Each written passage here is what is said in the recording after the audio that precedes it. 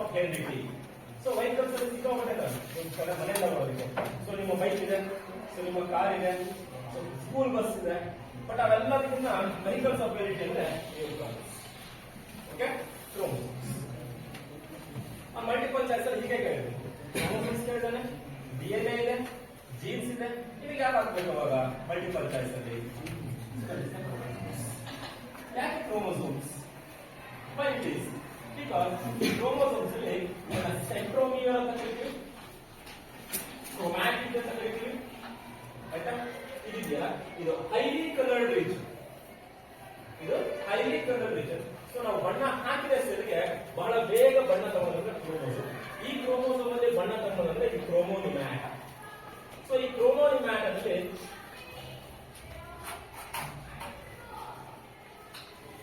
ಕ್ರೋಮೋನಿಮ್ಯಾಟ ಮೇಲೆ DNA. DNA ಹೇಗಿರುತ್ತೆ? How it is DNA?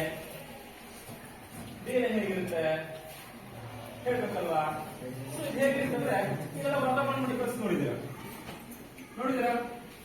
All of you have seen Vardhamana medicals? S.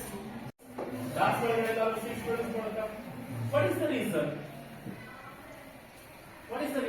ನಾವು ಅದನ್ನ hibiscus ಅನ್ನ ಜಾಸ್ತಿ ಏನ್ ಮಾಡ್ತಾ ಹೋಗಿ ಹೈಬ್ರಿಡೈಸೇಷನ್ ಮಾಡಿ ಅದನ್ನ ಸ್ಟೆಮ್ ಕಟಿಂಗ್ಸ್ ಅನ್ನ ಟ್ರಾನ್ಸ್ಫರ್ ಮಾಡ್ತಾ ಹೋಗಿ, ಯಾರಲ್ಲಿ ಸ್ಟೆಮ್ ಕಟಿಂಗ್ಸ್ ಅನ್ನ ಟ್ರಾನ್ಸ್ಫರ್ ಮಾಡ್ತಾ ಹೋಗಿ.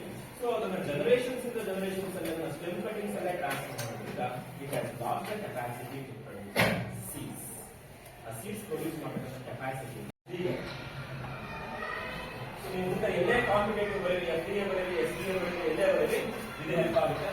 ಮುಂದೆ ಎಲ್ಲೇ ಬರೀ ಕಾಂಪಿಟೇಟಿವ್ ಎಕ್ಸಾಮ್ಸ್ ಅನ್ನ ಇದು ಹೆಲ್ಪ್ ಆಗುತ್ತೆ.